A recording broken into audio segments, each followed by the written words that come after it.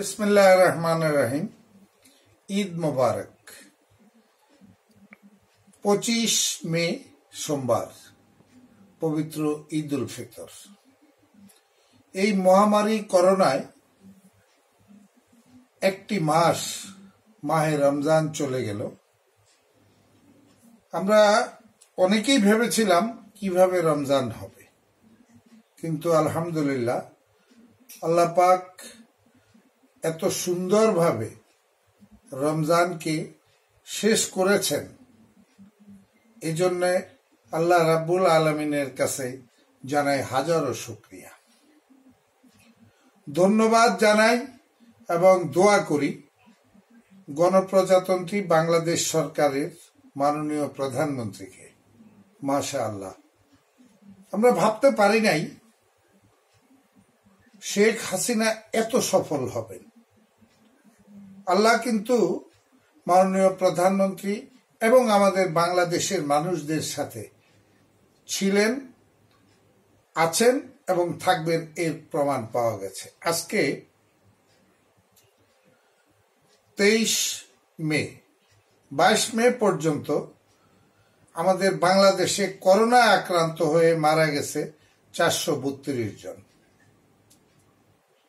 আর আক্রান্ত হয়েছেন 20,000 থেকে 200 22 মে পর্যন্ত।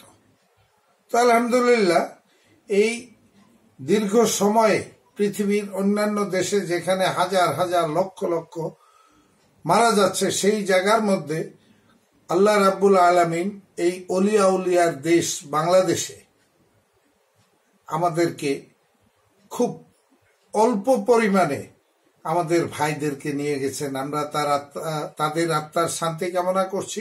যারা আক্রান্ত হয়ে আছেন ইনশাআল্লাহ তারা অধিকাংশ ইনশাআল্লাহ সুস্থ হবেন, ভালো হবেন। আর একটা জিনিস আমরা দেখলাম, যেদিন থেকে মার্কেটগুলো খুলে দিতে সরকার বাধ্য হয়েছে, কারণ চাপ ছিল, প্রেসার ছিল। সরকার তো বিশাল ব্যাপার, সকলের সুখ দুঃখ ভালো মন্দ বিবেচনা করেই সরকার পরিচালনা করতে হয়। কিন্তু ওই মার্কেট খোলা থেকে শুরু করে এই যে এখন বাড়িতে যাওয়া হচ্ছে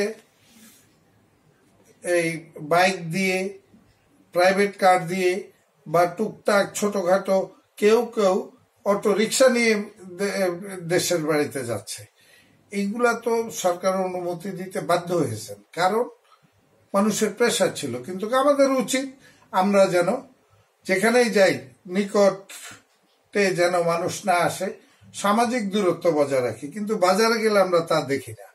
মার্কেটগুলোতে আনুষ্ঠানিকতা আছে, স্প্রে করে মার্কেট কমিটি, ওরা সবই ঠিক আছে, আমরা দেখি। মাস্ক অনেকে খুলে দাম জিজ্ঞেস করে, ইত্যাদি ইত্যাদি। যাই হোক, এগুলো হয়।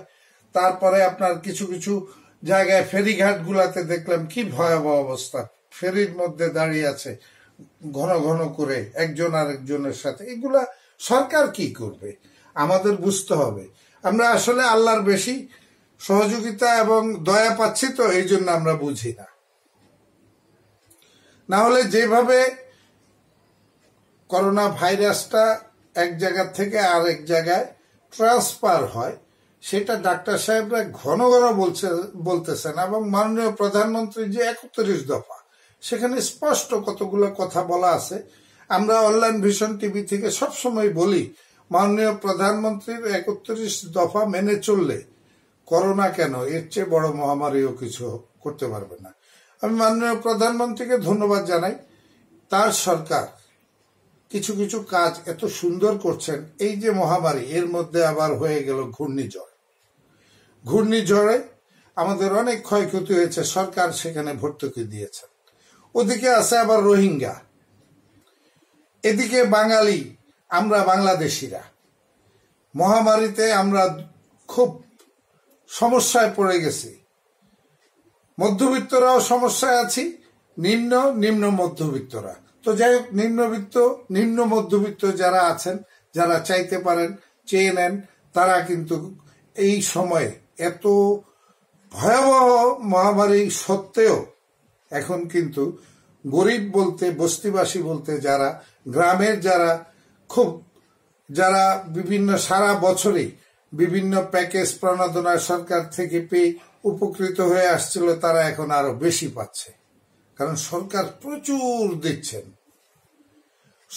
প্রচুর দিচ্ছেন। তারপর আপনি একটা জিনিস দেখেন, তাদের মধ্যে কিন্তু কোনো শুকরিয়া আলহামদুলিল্লাহ নাই।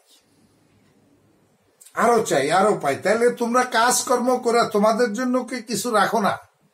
যে একটা সমস্যা হবে, একটা সংসার চালাবে তিনি, সরকার কি সব চালিয়ে দিবে? আর সরকার সম্ভব কোথায়?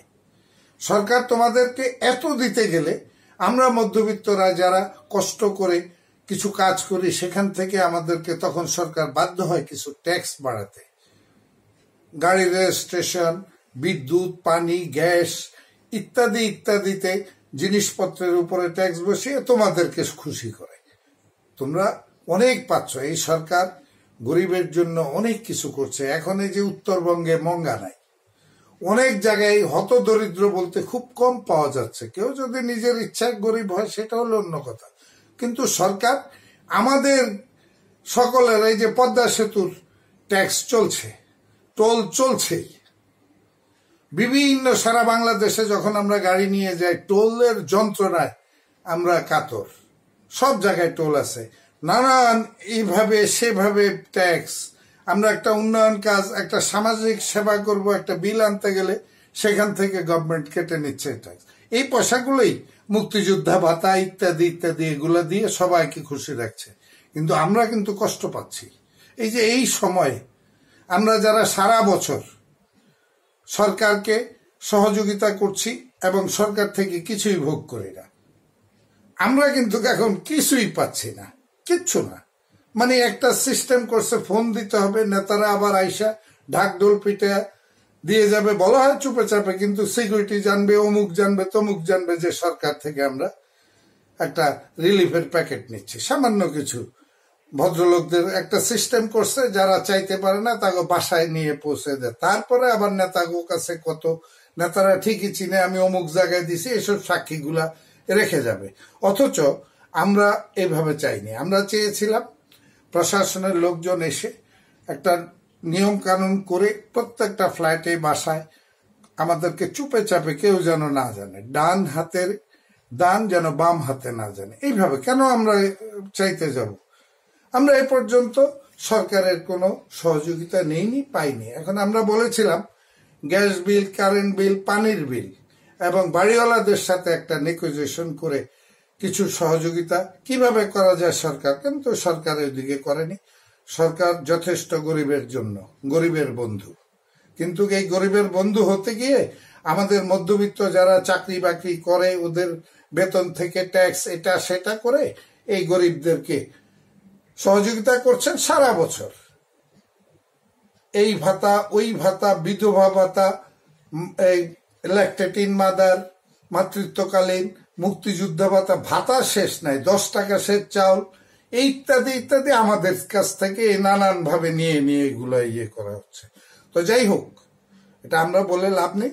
সরকার যা ভালো মনে করেন তাই করবেন। তো করোনার মধ্যে ইনশাআল্লাহ আমরা আল্লাহর দয়া পাচ্ছি, এতে কোনো সন্দেহ নেই। আমরা অত সতর্ক থাকি না, তারপরে তো ভালো আছি। আজকে গতকাল পর্যন্ত অর্থাৎ 22 মে পর্যন্ত 424 জন, 432 জন। তো এটা কি বেশি? এমনিতেই তো সারা বছর আমাদের প্রতিদিনই অ্যাক্সিডেন্টেই তো হয় 500, 700, 800 জন। এটা মহামারী। তো যাই হোক, আমরা নিজের সতর্কতা নিজেই করতে হবে। আমাদের মাননীয় প্রধানমন্ত্রী একটা চমৎকার উদাহরণ, দৃষ্টান্ত স্থাপন করেছেন। পশ্চিমবঙ্গের মমতা ব্যানার্জিকে ফোন করে সেখানকার করোনা পরিস্থিতি, সার্বিক পরিস্থিতি জেনেছেন। মাশাআল্লাহ, এটা খুব ভালো দিক। মাননীয় প্রধানমন্ত্রী, গণপ্রজাতন্ত্রী বাংলাদেশ সরকারের প্রধানমন্ত্রী, তিনি ফোন দিয়েছেন। 4টিখানি কথা একটা অঙ্গরাজ্যের বা একজন মুখ্যমন্ত্রীকে। এসব ক্ষেত্রে প্রটোকলের প্রয়োজন হয় না, এটা হলো মানবিকতা। আর মুসলমান সব সময় ধর্ম বর্ণ নির্বিশেষে সবার জন্য সমান এবং সকলের খোঁজ খবর নেওয়া কথা আল্লাহ রাব্বুল আলামিন বলে দিয়েছেন। তো কাজেই আমাদের মাননীয় প্রধানমন্ত্রী আমাদের বাঙালি জাতির মুখ উজ্জ্বল করেছেন। আমরা এবার এরকমই এই যে রোহিঙ্গাদেরকে মাননীয় প্রধানমন্ত্রী এই যে বছরের পর বছর লালন পালন করছেন, এখানেও তো সেই বিদেশিরা যাই কন্ট্রিবিউশন করুক, আমাদের অনেক এখানেও আমাদের খরচ আছে এবং খুব ঝুঁকিও আছে। কারণ রোহিঙ্গা ওই জাতিটা খুব বর্বর। ওরা ওখানে গেলে দেখবেন যে ওদের বিহেভ দেখলে আপনাদের অত মায়া লাগবে না, দূর থেকে মায়া আসে, মুসলমান বলা হয় মুসলিম হিসেবে ইত্যাদি ইত্যাদি। সে যাই হোক, আমরা বাঙালি এবং আমরা মুসলমান, আমরা সবার সাথে সৌহার্দ্যপূর্ণ করে চলে আসছি। বঙ্গবন্ধু শেখ মুজিবুর রহমান ওআইসির সদস্য হয়েছেন, এই বাংলাদেশকে ওআইসির সদস্য করেছেন বঙ্গবন্ধু শেখ মুজিবুর রহমান, এবং তিনি মুসলিম উম্মার সাথে সুসম্পর্ক বজায় রেখেছেন। তো কাজেই আমরা আজকে এই সময়ে আপনাদেরকে আবারও ঈদের শুভেচ্ছা জানাচ্ছি। সোমবার 25 মে 2020 ঈদ উল ফিতর। খুব বৈরী পরিবেশ, খুব ভয়াবহ অবস্থার মধ্যেও ঈদ আনন্দ আমরা ঘরে ঘরে করি। ঈদের জামাত যেভাবে সরকার নির্দেশনা দিয়েছেন সেভাবেই যেন পড়ি, আমরা যেন ঝুঁকি মধ্যে, এবং এবার আমাদের সেই রীতি অনুযায়ী কোলাকুলি করা যাবে না এবং মুসাফা করা যাবে না। আমরা সুন্দরভাবে নিরাপত্তার সাথে গ্লাভস লাগিয়ে, মাস্ক পরে এবং যা যা সতর্কতা প্রয়োজন সেভাবে আমরা পালন করব। আর ঈদে যাওয়া আসা, বাড়িতে আসা, আমরা যেখানে আছি ঈদ করি, এটাই কিন্তু ভালো। আর আপনারা অনলাইন ভিশন টিভির স্বার্থটা কিন্তু ভুলবেন না, লাইক দিবেন, কমেন্ট করবেন এবং সাবস্ক্রাইব করে রাখবেন। আমি ঢাকা সাংবাদিক ইউনিয়নের একজন সদস্য, সংবাদকর্মী হিসাবে দীর্ঘদিন কাজ করেছি, এখনো করছি। ইনশাআল্লাহ আপনাদের দোয়ায় আমার শরীর ভালো আছে, কাজের এনার্জি থাকবে দীর্ঘদিন। কেননা আমি সব সময় নিয়ম মেনে খাওয়া দাওয়া চলাফেরা সব করি, ঘরে কায়িক শ্রম করি এবং রসুন, আদা, কালিজিরা, গরম পানির ভাপ এগুলো আমি নেই। গরম পানি দিয়ে গড়গড়া করা, গরম পানি দিয়ে একটু লবণ দিয়ে গরম পানি দিয়ে গড়গড়া, এগুলো সবসময় এখন তো অনেক উপকার হচ্ছে। সর্দি কাশি হাঁচি থাকবে না, করোনার যে লক্ষণগুলো কিছুই থাকবে না। তো আপনাদের কাছে অনুরোধ, আপনারা আমাদেরকে সহযোগিতা করবেন, সমর্থন দিবেন। এই লাইক দেওয়ার ক্ষেত্রে আপনারা অনেকে দেখেন আমাদের এই অনলাইন ভিশন টিভি, আপনারা দেখছেন, এর জন্য আপনাদের কাছে কৃতজ্ঞ। লাইক দেওয়ার ক্ষেত্রে আপনারা একটু কার্পণ্যতা দেখাবেন, একটু পরামর্শ দেবেন ভালো মন্দ, এবং আমি তো আপনাদের একজন খাদেম, সহযোগিতা চাই। এবং আপনারা সব সময়, আমি চেষ্টা করি অনলাইন ভিশন টিভিতে একটু ভালো ভালো কথা, একটু যা শিখেছি এ পর্যন্ত আপনাদেরকে জানাতে। তো সকলকে ধন্যবাদ জানানোর আগে সকলকে জানাচ্ছি ঈদের শুভেচ্ছা। এবং জিনিসপত্রের দাম যেভাবে বাড়িয়েছেন ব্যবসায়ী বন্ধুরা, তাদেরকে ধন্যবাদ জানাতে পারলাম না। আপনারা আসলেই স্বার্থপর, আপনাদেরকে বলে কোনো লাভ নেই। এত মুনাফা করে কি হবে? যদি করোনা ভাইরাস আপনাদের সতর্কতা সত্ত্বেও আপনাদের নাক দিয়ে ঢুকে যায়, তখন কি হবে? আপনাদের বাল বাচ্চার কি হবে? এত লাভ ভালো না, এত মুনাফা ভালো না। বাজারে গেলে মনে কোনো শান্তি লাগে না। গরুর গোশত, একটু মুরগি খাবো, একটু ডিম খেতে হবে, একটু দুধ খেতে হবে, বাড়তি পয়সা দিয়ে কিনতে হবে সবকিছু। সে যাই হোক, আপনাদেরকে বলে লাভ নেই। সরকার ইচ্ছা করলে পারত। সরকার করোনার সামাজিক দূরত্ব বজায় রাখার জন্য পুলিশ ভাইদেরকে নিয়োজিত রেখেছেন, ব্যবসায়ীদেরকেও ভাবে মুনাফার বেশি যদি মুনাফা করে, তাদের যদি ওইভাবে শাসন করত, আসলে কেন করে না আল্লাহই ভালো জানেন। যাই হোক, আমাদের আর কিছু বলার নেই। সরকারের সহযোগিতা চাই, সহানুভূতি চাই। সকলকে ধন্যবাদ। অনলাইন ভিশন টিভিকে লাইক দিবেন, কমেন্ট করবেন। ঈদ মোবারক।